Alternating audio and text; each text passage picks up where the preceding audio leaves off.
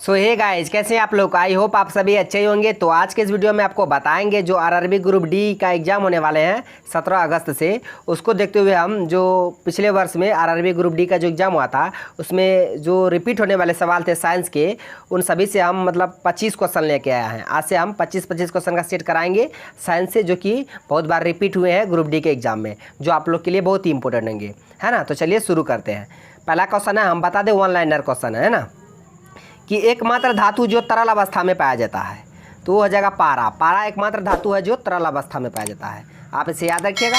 इसी से संबंधित एक और क्वेश्चन पूछता है कि कौन सा जो अधातु है जो तरल अवस्था में पाया जाता है, तो ये ब्रोमीन हो जाएगा। अगर धातु पूछेगा तो पारा हो जाएगा, और धातु पूछेगा तो ब्रोमीन हो जाएगा। ये दोनों बातों को आप याद रखिएगा। अब चलते हैं अगले क्वेश्चन की ओर। क्वेश्चन है कि MRI का विस्तार क्या है, नहीं उसका फुल फॉर्म क्या होता है। तो magnetic resonance imaging, magnetic resonance imaging MRI का फुल फॉर्म होता है, इस बात को याद रखिएगा। नेक्स्ट है, CT स्कैन में CT का विस्तार क्या है, नहीं CT का फुल फॉर्म बताना। CT स्कैन होता है ना, तो इस CT का फुल फॉर्म क्या होता है, तो computerise tomography. Computerise tomography CT का मतलब फुल फॉर्म होता है, इस बात को याद रखिएगा। दोनों का, MRI का magnetic resonance imaging, CT scan में CT का विस्तार होता है कंप्यूटराइज टोमोग्राफी। ये दोनों क्वेश्चन बहुत बार रिपीट हुआ है। नेक्स्ट क्वेश्चन है कि पेसमेकर जो है संबंधित है किस अंग से, शरीर के किस अंग से संबंधित है पेसमेकर। तो पेसमेकर का यूज करते हैं हृदय को जांचने के लिए, है ना। तो हृदय से संबंधित है, पेसमेकर का संबंध किससे है, हृदय से है। उसके बाद है, ओजोन परत संरक्षण दिवस कब मनाया जाता है। तो ओजोन परत संरक्षण दिवस 16 सितंबर को मनाया जाता है। ओजोन परत किस मंडल में है, तो ओजोन परत समताप मंडल में है। किस मंडल में है, समताप मंडल में। ये भी क्वेश्चन बहुत बार पूछता है कि किस मंडल में है, तो समताप मंडल में। 16 सितंबर को ओजोन परत संरक्षण दिवस मनाया जाता है। नेक्स्ट क्वेश्चन है कि ओजोन परत की मोटाई मापने की इकाई है। जो ओजोन परत की मोटाई है उसकी मापने की इकाई क्या है, डॉप्सन इकाई। क्या, डॉप्सन इकाई, इस बात को याद रखिएगा। और समताप मंडल में पाया जाता है, और ओजोन परत संरक्षण दिवस 16 सितंबर को मनाया जाता है ना। ये तीनों बातों को याद रखिएगा ओजोन परत से। नेक्स्ट है कि बिना उपग्रह वाले ग्रह कौन से है, कि जिसके पास कोई भी उपग्रह नहीं है। बुध और शुक्र, ये दोनों ग्रह ऐसे हैं जिसके पास एक भी उपग्रह नहीं है। सर्वाधिक उपग्रह शनि के पास है। शनि के पास कितने हैं, 82। और उसके बाद बृहस्पति, पहले बृहस्पति के पास अधिक था, लेकिन वर्तमान में अभी सबसे अधिक शनि के पास है। उसके बाद बृहस्पति के पास 79 है बृहस्पति के पास। शनि का टाइटन, पृथ्वी का चंद्रमा, मंगल ग्रह फोबोस डिमोस, ये सभी उपग्रह को आप एक बार देख लीजिएगा, है ना। तो सबसे अधिक उपग्रह शनि के पास है 82। अब बिना उपग्रह वाला ग्रह कौन कौन से है, बुध और शुक्र, ये दोनों के पास एक भी उपग्रह नहीं है। नेक्स्ट क्वेश्चन है कि विटीकल्चर का संबंध किससे है। तो बता दें, विटीकल्चर का संबंध अंगूर की खेती से है, यानी अंगूर उत्पादन से संबंधित है विटीकल्चर। ये भी क्वेश्चन बहुत बार रिपीट हुआ है, क्योंकि जो बार मतलब जो क्वेश्चन अधिक बार पूछे गए उन्हीं क्वेश्चन को हम सिलेक्ट करके लाए हैं आप लोग के लिए। नेक्स्ट है कि नींद के दौरान जो मनुष्य का जो ब्लड प्रेशर होता है वो क्या होता है। ऑप्शन में आपको देगा घटता है, बढ़ता है, स्थिर रहता है, नहीं बदलता है ना, इसी तरह से ऑप्शन देंगे। तो बता दें, नींद के दौरान, निद्रा के दौरान मनुष्य का ब्लड प्रेशर घटता है। क्या होता है, घटता है। नेक्स्ट क्वेश्चन है कि कीमोथेरेपी किस बीमारी के इलाज के लिए प्रयोग किया जाता है। तो कीमोथेरेपी बता दें, ये कैंसर बीमारी के इलाज के लिए प्रयोग किया जाता है कीमोथेरेपी। और कैंसर का अध्ययन क्या कहलाता है, तो कैंसर का अध्ययन ऑन्कोलॉजी कहलाता है, इस बात को याद रखिएगा। और कीमोथेरेपी जो इलाज है वो कैंसर का है, उसका अध्ययन ऑन्कोलॉजी, दोनों बातों को याद रखिएगा। नेक्स्ट क्वेश्चन है कि गोबर गैस का मुख्य घटक क्या है। तो गोबर गैस का मुख्य घटक मीथेन है। क्या है, मीथेन है, इस बात को आप याद रखिएगा, CH4। और CNG का मुख्य घटक मीथेन, है ना। धान के खेत में क्या पाया जाता है, मीथेन। प्राकृतिक गैस में क्या पाया जाता है, मीथेन। तो सभी बातों को याद रखिएगा। नेक्स्ट है, बॉक्साइट किसका अयस्क है। ये तो क्वेश्चन बहुत बार पूछा है। तो बता दें, बॉक्साइट एल्यूमिनियम का अयस्क है। किसका, एल्यूमिनियम का, इस बात को आप याद रखिएगा।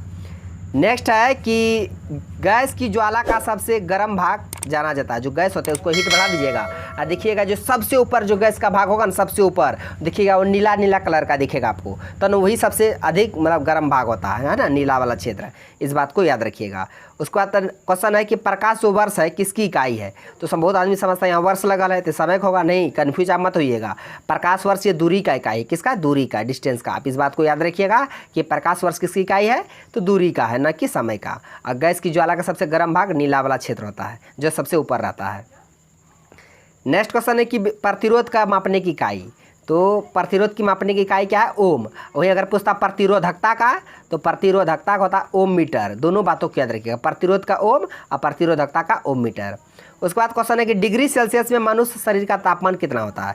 तो डिग्री सेल्सियस में 37 डिग्री सेल्सियस होता है, और फ़ारेनहाइट में 98.6 डिग्री फ़ारेनहाइट होता है। दोनों में याद रखिएगा, सेल्सियस में मनुष्य शरीर का तापमान 37 डिग्री सेल्सियस, फ़ारेनहाइट में 98.6 डिग्री फ़ारेनहाइट।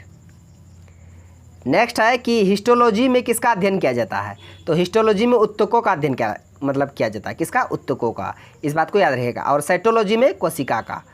साइटोलॉजी में कोशिका का अध्ययन और हिस्टोलॉजी में उत्तक का अध्ययन। कोशिका का खोज रॉबर्ट हुक ने किए थे, और जीवित कोशिका का एंटोनी वॉन ल्यूवेनहॉक। ये दोनों बातों को याद रखिएगा। नेक्स्ट है कैलामाइन किसका अयस्क है? तो ये क्वेश्चन बहुत बार पूछा है। तो ये जस्ता का अयस्क है। इसका प्रतीक है जेडन, परमाणु संख्या 30 है ना, इसे भी याद रखिएगा। और कैलामाइन ये जस्ता का अयस्क है। बॉक्साइट एल्यूमिनियम का, सिनेबार पारा का, है ना। अयस्क को भी एक बार आप लोग देख लीजिएगा, बहुत ही इंपॉर्टेंट टॉपिक है, बहुत एग्जाम पूछ लेता है, मतलब एग्जाम में पूछ ले जाते हैं अयस्क से। नेक्स्ट है कि दो न्यूरॉन के बीच जो जगह होते हैं खाली जगह, उसे क्या कहे जाते हैं? ये भी क्वेश्चन बहुत बार रिपीट हुआ है। तो उसे कहीं साइनेप्स लिखा रहता है, कहीं सिनेप्स लिखा रहता है। तो दो न्यूरॉन के बीच के खाली जगह को सिनेप्स कहा जाता है। क्या? सिनेप्स। आप इस बात को याद रखिएगा।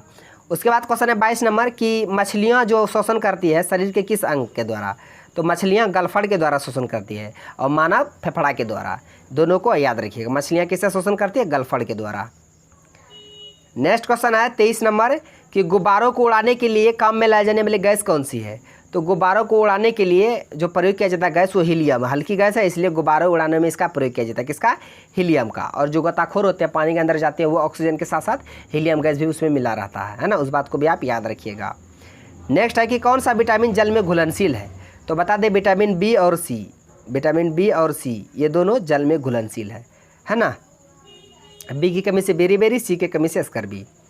नेक्स्ट, और ये आज का लास्ट क्वेश्चन, चूँकि बता दिए 25 क्वेश्चन लिया है। 25 क्वेश्चन रिपीटेड क्वेश्चन है और बार बार पूछे जाते हैं एग्जाम में। तो वसा में घुलनशील विटामिन कौन कौन से? इस क्वेश्चन का आंसर आप लोग को किस में देना है? कमेंट बॉक्स में, है ना। कहाँ पे देना है? कहाँ लिखा जा रहा है? कमेंट बॉक्स में दीजिएगा, है ना। तो फ्रेंड्स, आई होप सारे क्वेश्चन आपको बता दिए, जो कि बहुत बार पूछे गए, सारे प्रश्न रिपीट हुए हैं।